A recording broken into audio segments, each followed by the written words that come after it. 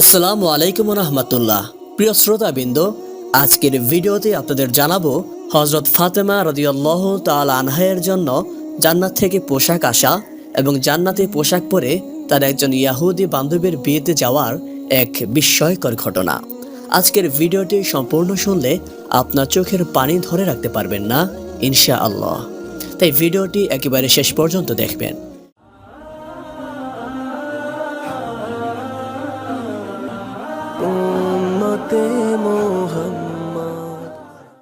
বিশ্বনবী হযরত মুহাম্মদ সাল্লাল্লাহু আলাইহি ওয়াসাল্লামের মেয়ে হযরত ফাতেমা রাদিয়াল্লাহু তাআলা আনহা যখন ছোট ছিলেন তখন এক ইহুদি মেয়ের সাথে তার বন্ধুত্ব হয়। এ সম্পর্ক প্রায় 12 বছর পার হয়ে যায়। একদিন সেই ইহুদি মেয়েটির বাবা মেয়েটিকে বলল, মা, তোমার জন্য একটি স্বামী নির্বাচন করেছি। ছেলেটি ইহুদি সম্প্রদায়ের এক শিল্পপতির ছেলে। তুমি কি এই বিয়েতে রাজি আছো? তখন মেয়েটি বলল, বাবা, এই উত্তরটি আমি কালকে দেব। আজকে রাতে আমাকে সময় দিন, আমি একটু ভেবে দেখি। মেয়েটির বাবা মেয়েটিকে সময় দিল। মেয়েটি তার বাবার কাছ থেকে সময় নিয়ে কোনো দিকে না তাকিয়ে দ্রুত হযরত ফাতেমা রাদিয়াল্লাহু তাআলা আনহার কাছে চলে আসলেন। মেয়েটি হযরত ফাতেমা রাদিয়াল্লাহু তাআলা আনহার কাছে এসে বললেন, হে বোন, তোমার সাথে আমার দীর্ঘ 12 বছরের পরিচয়। এই দীর্ঘ সময় তুমি কখনোই আমাকে ভুল পরামর্শ দাওনি। আশা করছি আজকেও তুমি আমাকে কোনো ভুল পরামর্শ দেবে না। আমার জন্য আমার বাবা একজন ছেলে নির্বাচন করেছেন। ছেলেটি হচ্ছে ইহুদের সম্প্রদায়ের এক বিশাল শিল্পপতির ছেলে। সেই ছেলেটির সঙ্গে আমার বাবা বিয়ে দিতে চায়। তুমি বলো এখন আমি কি করব? তখন হযরত ফাতেমা রাদিয়াল্লাহু তাআলা আনহা মেয়েটির এই কথা শুনে বলল, হে বোন, যেহেতু তোমার বাবা ছেলেটির সঙ্গে তোমার বিয়ে ঠিক করেছে এবং তোমার বাবা চাইছে এই ছেলেটির সঙ্গে তোমার বিয়ে দিতে, সেহেতু তুমি রাজি হয়ে যাও। তখন মেয়েটি ফাতেমা রাদিয়াল্লাহু তাআলা আনহাকে বললেন, হে বোন, আমি বিয়েতে রাজি হতে পারি, কিন্তু একটা শর্ত আছে। শর্তটা হলো, যদি তুমি আমার বিয়েতে উপস্থিত থাকো তবেই আমি বিয়ে করব। তুমি তো জানো আমি তোমাকে কতটা ভালোবাসি। তখন হযরত ফাতেমা রাদিয়াল্লাহু তাআলা আনহা মেয়েটিকে বললেন, তোমরা ইহুদি আর আমরা মুসলমান, আর তুমি তো জানোই ইহুদিরা মুসলমানদেরকে একদমই সহ্য করতে পারে না। আমি যদি তোমার বিয়েতে যাই তাহলে আমার বাবা হযরত মুহাম্মদ মুস্তাফা সাল্লাল্লাহু আলাইহি ওয়াসাল্লামকে মুসলমান সম্প্রদায়ের কাছে প্রশ্নের সম্মুখীন হতে হবে এবং আমার বাবাকে নিয়ে তারা হাসি ঠাট্টা করবে। একইভাবে তোমাকে ইহুদি সম্প্রদায়ের কাছে প্রশ্নের সম্মুখীন হতে হবে এবং তারাও তোমাকে নিয়ে হাসি ঠাট্টা করবে। তাই আমি তোমার বিয়েতে উপস্থিত হতে চাই না।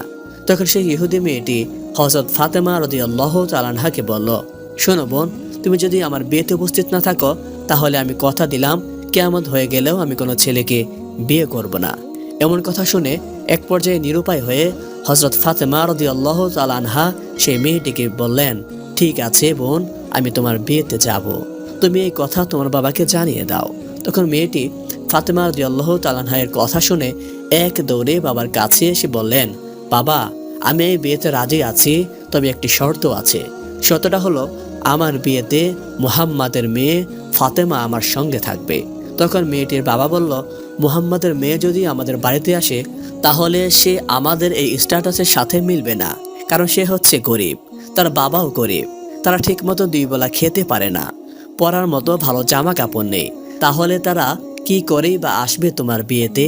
আর তোমার বিয়েতে যারা আসবে তারা সবাই ধনী শিল্পপতির ছেলে মেয়ে। তাই মুহাম্মাদের মেয়ে ফাতেমাকে দাওয়াত দেওয়া যাবে না। তখন মেয়েটি তার বাবাকে বলল, বাবা, ফাতেমাকে যদি বিয়েতে আসতে বাধা দাও তাহলে আমি জীবনেও এই বিয়ে করব না। এক পর্যায়ে তার বাবাও নিরুপায় হয়ে রাজি হলেন এবং মেয়েকে বলল, আমি তোমাকে অনুমতি দিতে পারি একটা শর্তে।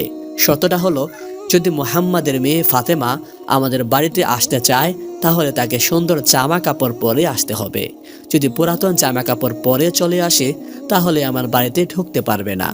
তখন সেই মেয়েটি বাবার কথা শুনে আবার দ্রুত হযরত ফাতেমা রাদিয়াল্লাহু তাআলা আনহার কাছে গিয়ে কেঁদে কেঁদে বলল, বোন, তুমি আমার বিয়েতে যাও তা আমার বাবা চায় না, তবে আমার বাবা একটা শর্তে রাজি আছেন। শর্তটি হলো, আমার বিয়েতে তুমি যদি যাও তাহলে অবশ্যই নতুন জামা কাপড় পরে তোমাকে আসতে হবে। এখন তুমি বলো তুমি আমার বিয়েতে যাবে কিনা? এই কথা শুনে হযরত ফাতেমা রাদিয়াল্লাহু তাআলা আনহা কেঁদে কেঁদে বললেন, হে বোন, আমার জীবনে আমি নতুন জামা কাপড় চোখেই দেখিনি। দিনের পর দিন চলে যায়, যার ঘরে চুলার আগুন ধরে না।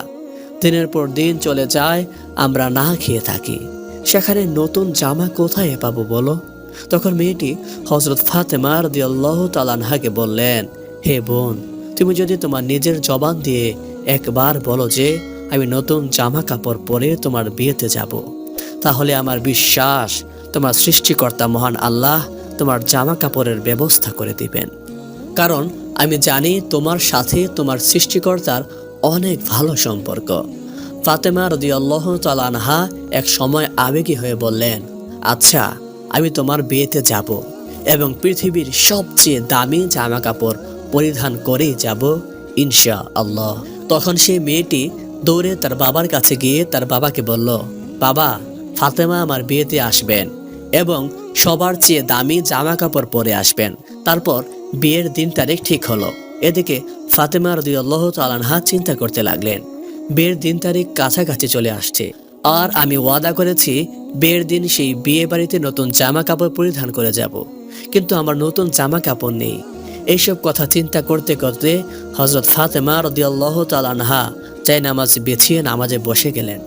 নামাজের সিজদায় গিয়ে তিনি চোখের পানি ছেড়ে দিয়ে বললেন, এই দুনিয়াতে আপনার সঙ্গেই আমার গভীর সম্পর্ক, তা আজ পর্যন্ত কেউই জানে না।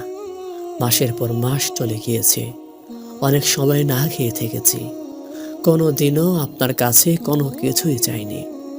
আজকে আপনার কাছে একটা নতুন জামা কাপড়ের আবদার করলাম।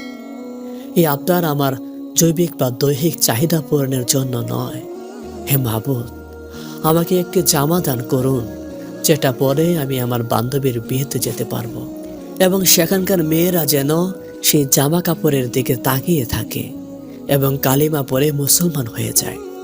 আপনি কি আমাকে একটা নতুন জামা দান করবেন? এভাবেই হযরত ফাতেমা রাদিয়াল্লাহু তাআলা আনহা চোখের পানি ছেড়ে দিয়ে কাঁদছিলেন।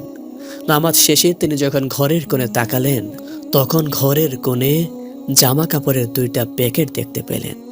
তখন হযরত ফাতেমা রাদিয়াল্লাহু তাআলা আনহা প্যাকেট 2টি নিয়ে কাঁদতে কাঁদতে নবী করিম সাল্লাল্লাহু আলাইহি ওয়াসাল্লামের কাছে আসলেন এবং সমস্ত ঘটনা খুলে বললেন।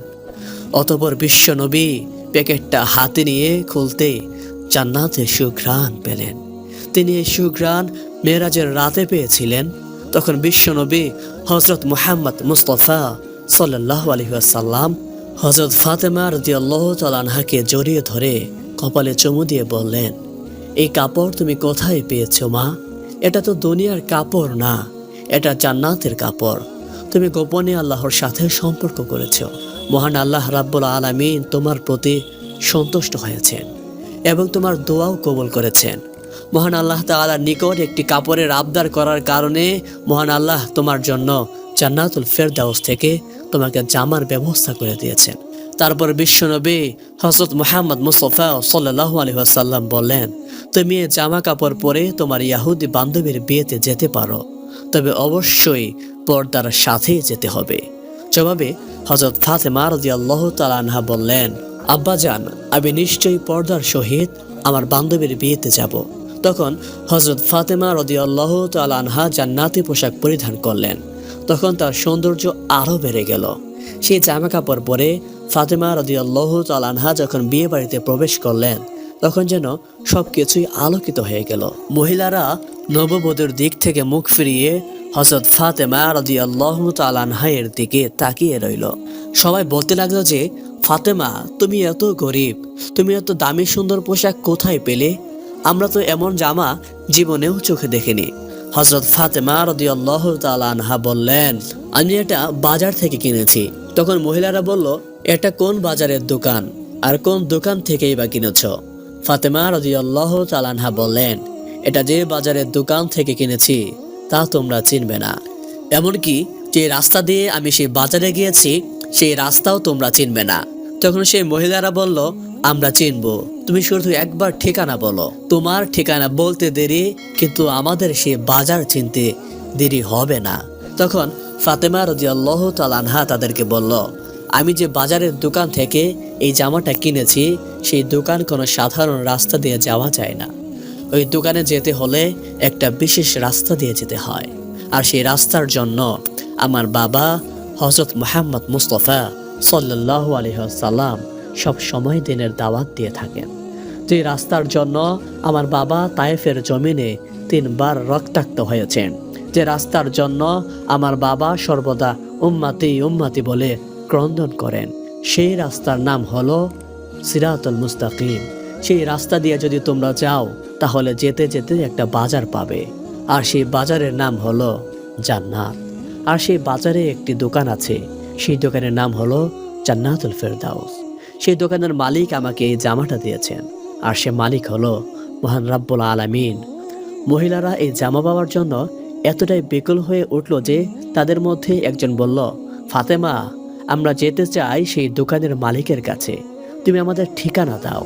ঐতিহাসিকদের মতে উপস্থিত মহিলারা ফাতেমা রাদিয়াল্লাহু তাআলা আনহার গায়ে জামাটা দেখে এতটা আবেগপ্রবণ হয়েছিলেন যে নারীরা তা পাওয়ার জন্য নিজের জীবনও দিতে পারেন। তখন ফাতেমা রাদিয়াল্লাহু তাআলা আনহা বললেন, সেই দোকানের মালিকের কাছে যেতে হলে তোমাদের একটি বাক্য পাঠ করতে হবে, তোমরা কি পারবে সেই বাক্যটি পাঠ করতে? মহিলারা সবাই একসাথে বলে উঠল, হ্যাঁ, আমরা পারবো। তুমি বলো আমাদের কি সেই বাক্য। তখন হযরত ফাতেমা রাদিয়াল্লাহু তাআলা আনহা তাদেরকে বলল, বাক্যটি হলো লা ইলাহা ইল্লাল্লাহু মুহাম্মাদুর রাসূলুল্লাহ সাল্লাল্লাহু আলাইহি ওয়াসাল্লাম। অতঃপর সেখানকার সমস্ত মহিলারা কালেমা পড়ে মুসলমান হয়ে গেল। সুবহানাল্লাহ। আল্লাহ তাআলা বলেন, হে আমার বান্দাগণ, যদি তোমরা আমাকে মনে প্রাণে বিশ্বাস করো তাহলে দুনিয়ার জমিনে তোমাদের চাইতে দেরি হবে, কিন্তু আমার দিতে দেরি হবে না। আল্লাহ রাব্বুল আলামিন আমাদের সবাইকে বিশ্বনবীর দেখানো পথে চলার তৌফিক দান করুন। সকলে কমেন্টে লিখুন আমিন।